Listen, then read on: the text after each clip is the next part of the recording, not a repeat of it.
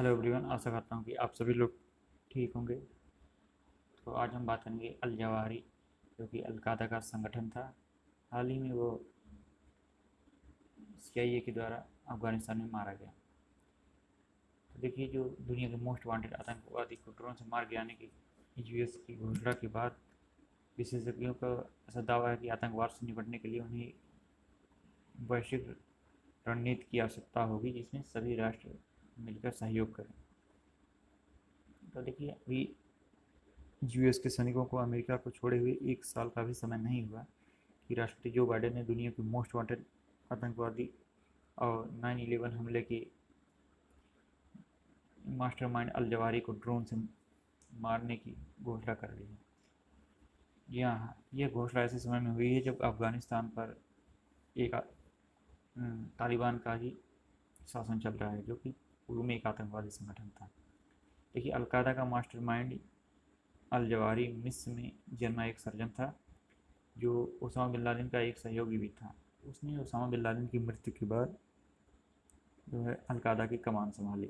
उसके सिर पर लगभग $25 मिलियन का इनाम था। 11 सितंबर 2011 को जो 9/11 हमले हुए हैं, उसमें इसका प्रमुख हाथ था, और जो 3,000 लोग मारे गए थे, कहीं ना कहीं ये उसका भी मुख्य सहयोगी था, ओसामा बिन लादेन का। तो सारा जो पब्लिक डोमेन से रिपोर्ट आई है, उसमें ऐसा बताया जा रहा है कि अलकायदा चीफ अल जवाहिरी जो है अपनी छत की बालकनी पर खड़ा था, और उसके घर के अंदर जो है उसका परिवार था कि तभी अचानक जो है एक MQ-9 रीपर ड्रोन आता है, और वो 2 हेल फायर R9X मिसाइलें लॉन्च करता है, जिससे अल जवाहिरी की उसी दौरान मृत्यु हो जाती है। तो अल जवाहिरी की हत्या का क्या मतलब है? देखिए, अल जवाहिरी 2011 में जब बराक बराक ओबामा के कार्यकाल में ओसामा बिन लादेन की हत्या हो गई थी, तो वो उस समय अलकायदा का टॉप कमांडर था, और उसे ही अलकायदा का चीफ बना दिया जाता है। सर्वसम्मत से चीफ बना सब लोग चुन लेते हैं। तो अल जवाहिरी जो है वो एक प्रमुख विचारक था, एक संगठनात्मक विशेषज्ञ था। वह नए समूहों को पैदा करने में एक्सपर्ट था, और उन्हें विभिन्न प्रकार के जो है ट्रेनिंग भी प्रदान किया करता था, गाइडेंस। देखिए, US के द्वारा जो उसकी अल जवाहिरी की हत्या की गई है, कहीं ना कहीं ये अब अलकायदा और उसके सहयोगी संगठनों को कुछ समय के लिए व्यापक क्षति में छोड़ देगा। तालिबान पर इसका क्या प्रभाव होगा? तो देखिए, यह स्थिति ऐसे समय में उत्पन्न हुई है जब अफगानिस्तान में तालिबान का ही शासन चल रहा है। दूसरी ओर पाकिस्तान प्रबंधित हक्कानी नेटवर्क काबुल को नियंत्रित करता है। कहीं ना कहीं उसकी भी मिली भगत मानी जा रही है, क्योंकि उसकी मिली भगत के बिना जो है अल जवाहिरी जीवित नहीं रह सकता। साथ ही में पाकिस्तान द्वारा ऐसा माना जा रहा है कि पाकिस्तान जो है US को हो सकता है कुछ इंटेलिजेंस साझा कर दिया हो कि अब अल जवाहिरी का पता उसे दे देना चाहिए, क्योंकि ये सिर्फ एक अनुमान है। तो पाक PM शरीफ के एक वरिष्ठ सलाहकार ने हाल ही में उस स्थान का दौरा किया था, और ये इस बातचीत को गुप्त भी रखा गया था। देखिए, कहीं ना कहीं ये बाइडेन प्रशासन के लिए और अमेरिका के लिए बहुत ही अच्छी उपलब्धि मानी जा रही है। ये ऐसा माना जा रहा है कि अब अल जवाहिरी को मार करके जो है 9/11 के नरसंहार का बदला लिया जा चुका है।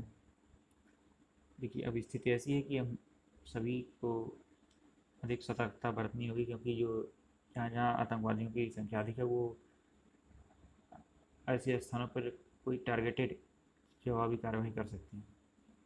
देखिए, इसमें तालिबान को भी संकट में डाल दिया गया है कहीं ना कहीं, जो कि नया सरकार अपना बनाया हुआ था। क्योंकि अब US को भी यूनाइटेड नेशन की आलोचना सहनी पड़ सकती है, क्योंकि वो एक दूसरे राष्ट्र में घुसकर किसी ऑपरेशन को अंजाम दिया हुआ है। अब देखिए, अल जवाहिरी के खात्मे का क्या महत्व है? तो अयमान अल जवाहिरी का खात्मा कई कारणों से महत्वपूर्ण है। सबसे पहले उसने काबुल में शरण ली थी, जो कि वैश्विक आतंकवादी का गढ़ माना जाता है। तो उसे अब काबुल को कहीं ना कहीं आतंकवादी संगठनों से के आश्रय न बनने दिया जाए, ऐसा हमें प्रतिबद्ध करना होगा, जो कि तालिबान भी ऐसा कह चुका है, लेकिन यह उसी खोखलेपन को उजागर कर रहा है। दूसरी बात यह है कि वह कथित तौर पर उस क्षेत्र में के एक संरक्षित घर में रह रहा था, जहाँ बहुत सारे विदेशी दूतावास स्थित हैं और वहीं पास में ही भारतीय तकनीकी टीम की भी स्थित हैं, जो कि गंभीर चिंता का कारण है। तीसरा, यह पाकिस्तान प्रतिष्ठान और वर्तमान अफगान शासन व्यवस्था के बीच गठजोड़ को भी रेखांकित करता है, क्योंकि जवाहरी कथित तौर पर इस साल की शुरुआत में पाकिस्तान से काबुल पहुंचा था। देखिए, 2021 में अफ़गानिस्तान की जो एक वापसी हुई है तालिबान से, मीन्स अफ़गानिस्तान से अमेरिका की जो वापसी हुई है, तो उससे माना जा रहा है कि कहीं ना कहीं ये एक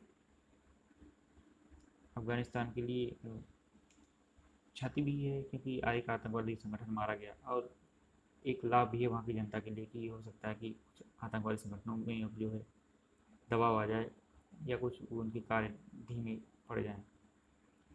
तो अंतर्राष्ट्रीय आतंकवाद की दृष्टि से कितना महत्वपूर्ण है, तो मनोहर पारिकर इंस्टीट्यूट के एक सदस्य मोहम्मद मुदस्सिर कामर के अनुसार यह बताया जा रहा है कि अमेरिका और वैश्विक समुदाय के लिए एक महत्वपूर्ण जीत है, जिसने 2001 से आतंक के खिलाफ निरंतर युद्ध छेड़ा है। अल जवारी अलकायदा का नेता था और ओसामा बिन लादेन का सबसे प्रमुख सहयोगी था, और कथित तौर पर आतंकवाद के अंतर्राष्ट्रीय कृत्यों का मास्टरमाइंड था, और विशेष रूप से वह यूएस और उसके हितों को ही लक्षित करता था।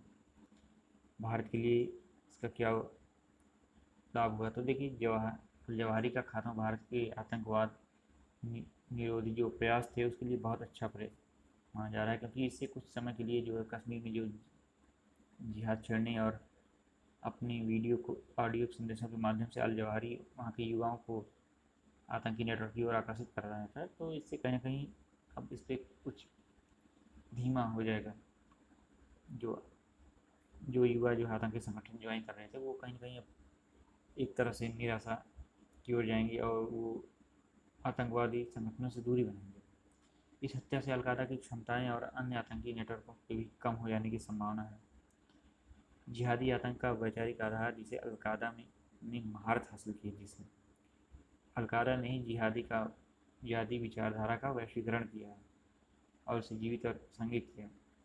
देखिए, ये जो जिहादी प्रवृत्ति है ना, इसे द्विपक्षीय और बहुपक्षीय सहयोग के माध्यम से ही हम राष्ट्रीय और अंतर्राष्ट्रीय स्तर पर निरंतर प्रयास के उपरांत ही इसे समाप्त कर सकते हैं, क्योंकि आतंकवाद तभी खत्म होगा जब हम सहयोग से भी कार्य करेंगे। अब हाल की स्थिति ये है कि सभी राष्ट्रों को सतर्क हो जाना चाहिए। कहीं ना कहीं एक बार आतंकवादी संगठन हो सकता है कि प्रतिशोध लेने का प्रयत्न करें। तो देखते हैं आगे क्या होता है। आज के लिए इतना ही। जय हिंद।